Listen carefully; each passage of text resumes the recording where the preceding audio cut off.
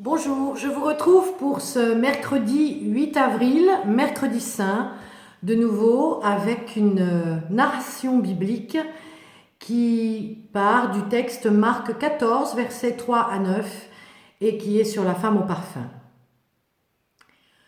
Un vase tombe au sol et se brise, comme un éclat de rire où se mêlent la joie et la souffrance. Le parfum éclabousse ceux qui l'entourent, comme un éclat de rire touche tous ceux qui l'entendent.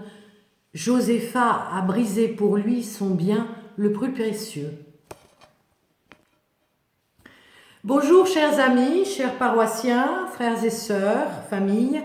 Aujourd'hui, ce mercredi 8 avril 2020, est l'entrée dans le cycle de la Passion.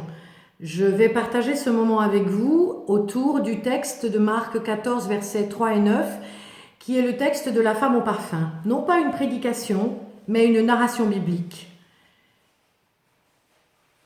Un vase tombe au sol et se brise, comme un éclat de rire où se mêlent la joie et la souffrance.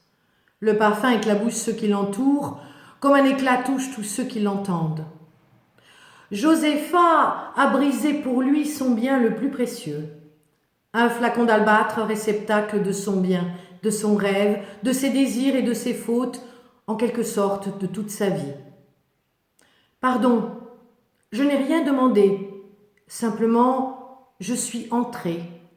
De lui me suis approchée, d'un élixir précieux et parfumé sa tête, aux grandes dames de tous ceux que j'ai éclaboussés sur mon passage, évidemment.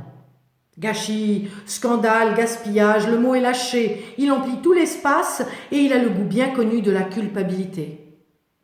J'ai tout donné, moi, Josépha, le pire et le meilleur, et d'un geste je viens bouleverser chacune de leurs conventions.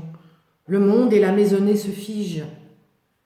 Ce qui se partageait et se disait à voix étouffée, ce qui pourrait être fait ressemble maintenant à un incroyable gaspillage qu'il faudra immédiatement arrêter. C'est un gâchis, dit-on. Et on rétorque. Qu'attend-il pour le faire, lui, l'homme de Nazareth? De l'arrêter, elle, cette folle, cette déboussolée, cette femme, cette prostituée. Encore une fois, tout est dit. Josépha, tu es une femme de mauvaise mie et tu n'as rien à faire ici. Pars. Mais qui êtes-vous, au juste, pour me juger? Quand lui se contente de sourire, vous m'accusez? Les allées et venues de tout à chacun, les gestes de vie improvisés de vos prochains, cela vous choque? Parce que cela ne se fait pas. Ce n'est pas un geste spirituel, social et politique que je viens d'accomplir. Pourtant, vous le savez, ce geste est un de ceux qui engagent tout de celui ou de celle qui le fait et l'accomplit. Aujourd'hui, j'ai ce geste pour moi, pour lui. Je n'entre pas, je m'engage. Je ne m'avance pas, je m'engage. Je ne bouscule pas, je m'engage. Je ne brise pas, je m'engage. Je ne gaspille pas, je m'engage. Je ne parfume pas sa tête ou ses pieds ou son corps. Je prends le risque, j'ose. Je m'engage à dire qu'il est le Fils de Dieu, son Sauveur, son Maître, celui qui va pour me sauver, pour vous sauver, s'engager, oser et risquer le tout pour le tout de sa vie. Ce que chacun d'entre vous n'a osé dire en une vie, moi je le fais en un seul geste et unique. Josépha, tu donnes le meilleur, ton superflu, ton nécessaire, ce qui à tes yeux est le plus important, ton âme tout entière. Ce vase, c'est mon corps. Mon âme en est le parfum, et je fais le choix de le lui donner une fois pour toutes en un geste unique pour l'honorer. Il est celui qui, dès aujourd'hui, me sauve. Et là encore, vous êtes choqués, bousculés, perturbés, déstabilisés. Oh, qu'est-ce que l'on va dire et penser? Plus tard, dans quelques jours, vous comprendrez peut-être, et sans honte, vous me direz, et vous lui direz, quand il était sur la croix, on lui a dit, roi des Juifs, sauve-toi toi-même.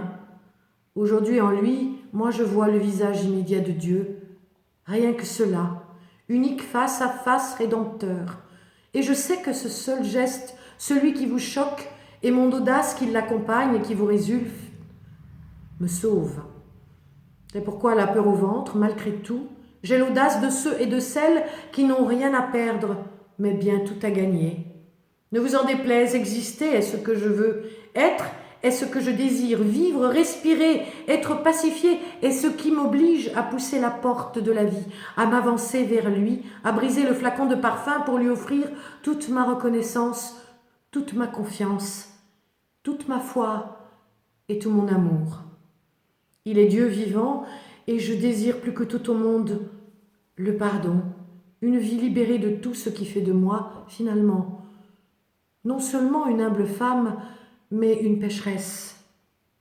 Oui, je le sais, vous le savez aussi, mais vous n'osez le dire, je sais qu'il est Dieu, et c'est pour ça que je pousse la porte, que j'entre, sans bruit, je m'avance, je me hisse à vos pieds, je brise le flacon de parfum. Ce geste va vous éclabousser aussi, tel un éclat de vie inattendu. Et le parfum se répand dans l'air et le vent, gaspillage vital, essentiel, infini, vie arrachée au néant, pour moi, pour vous et pour lui.